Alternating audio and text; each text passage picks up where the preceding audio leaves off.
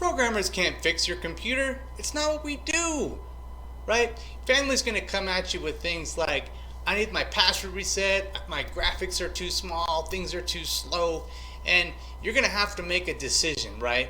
Because there's some of those things you can fix off the fly, and almost 100% of them you can Google and figure out for them, but then you're going to become that guy that Googles it for them every time, right? And it might be time to just say, hey man, I don't know. And they might think that, well, hey, he's kind of dumb. He's not really a computer guy, and that's okay. Maybe that's what you want, right?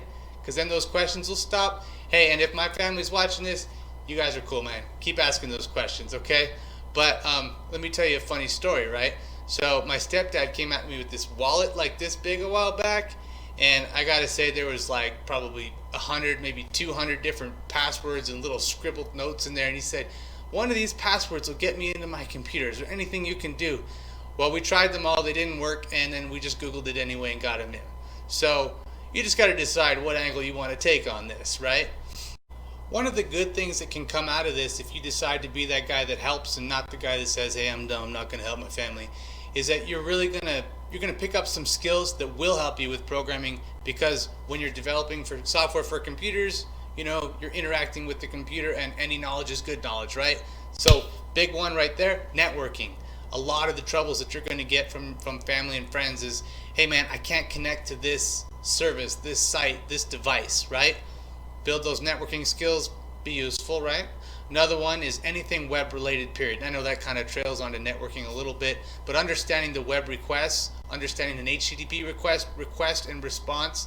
So what you should do is you should learn the tool called Fiddler. Wireshark is cool too, but Fiddler is really specific for HTTP, HTTPS. Understanding those requests, you can break apart the request and response and see how things look depending on the type of site and service that you're consuming. And those kind of skills will help your family, right? Everyone's going to a web service, website. Another thing is display issues. I don't know, maybe you're a gamer or something like that, you already know a lot about display. Myself, the only time I mess with display is when I'm helping friends and family, but that's a really common one.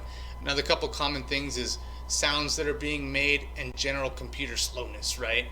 And then, of course, the big, it won't turn on. Well, if it doesn't turn on, it's probably power supply. And I'm not going to sit here and tell you I'm an expert on, you know, computer repair or computer maintenance, because I'm a programmer, right? I'm definitely a programmer. But anyways, so just think about that. Decide the kind of guy you want to be, and you know, brush up your skills on maybe some of those general topics, because they're going to help you anyways, right? And then just one last thing on this video is, you know, a couple of my friends have kind of told me some tips on improving this stuff, and I want to really thank my buddy Zach and another subscriber who told me to stop looking off to the side like I'm reading a teleprompter. I promise you I'm not reading a teleprompter. But maybe I should. Maybe I'd get you some better content.